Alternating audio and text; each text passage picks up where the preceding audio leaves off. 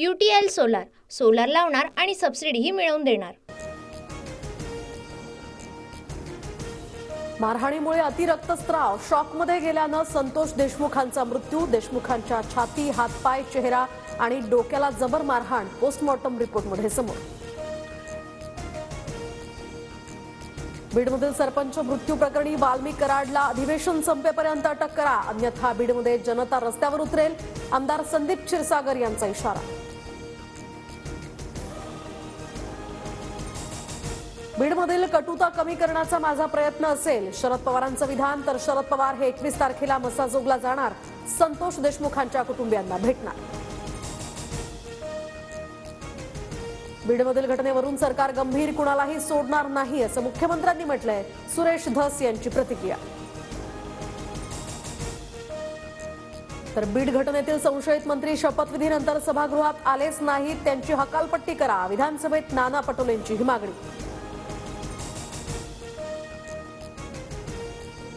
बीडमध्ये धनंजय मुंडे यांच्यापेक्षा वाल्मिक कराडचं जास्त चालतं, वाल्मिक कराडवर कसं बोलावं अशी धनंजय मुंडेंपुढे अडचण, रोहित पवार यांची टीका।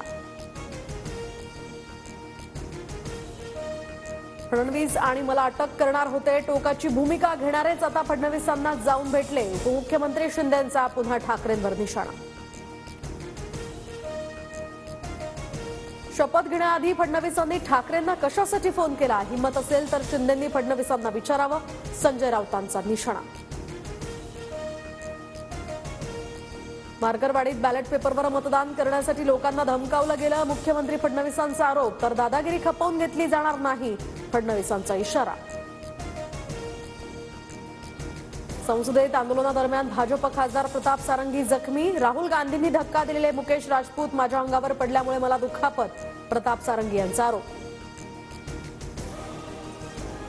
संसदेत जाताना भाजप खासदारांकडून अडवण्याचा प्रयत्न झाल्यानंच धक्काबुक्की, भाजप खासदारांकडून सुद्धा मला धमकी, राहुल गांधी यांचा भाजपवर पुन्हा आरोप। दिल्लीसह मुंबई आणि नागपुरात महाविकास आघाडीचं आंदोलन, बीड परभणीतील घटना आणि अमित शहांच्या आंबेडकरांसंदर्भातल्या वक्तव्याचा निषेध। पक्षांतर्गत नाराजीमुळेच भुजबळ मंत्रिपदापासून दूर, कारण आता समोर, निवडणुकीत राष्ट्रवादीच्या उमेदवाराविरोधात काम, भुजबळांना मंत्रिपद दिल्यास राजीनामा देण्याचा नाशिकमधील आमदारांचा इशारा, सूत्रांची माहिती। रेशीमबागेतील राष्ट्रीय स्वयंसेवक संघाच्या बौद्धिकाला मुख्यमंत्री फडणवीसांसह उपमुख्यमंत्री शिंदे उपस्थित, अजित पवार मात्र यावेळी अनुपस्थित। मित्रपक्ष म्हणून आम्हाला संघाच्या बौद्धिकचं निमंत्रण, मात्र आमची विचारधारा वेगळी असल्यामुळे आम्ही गेलो नाही, अमोल मिटकरींकडून स्पष्ट। संघाशी लहानपणापासूनचं नातं, माझी संघाच्या शाखेतूनच सुरुवात, संघ परिवार आणि शिवसेनेचे विचार एकसारखे, संघाच्या बौद्धिक नंतर उपमुख्यमंत्री शिंदेंची प्रतिक्रिया।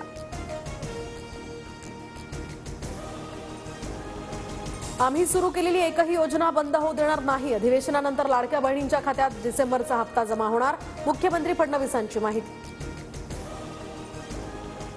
UTL सोलार सोलार लावणार आणि सबसिडीही मिळवून देणार।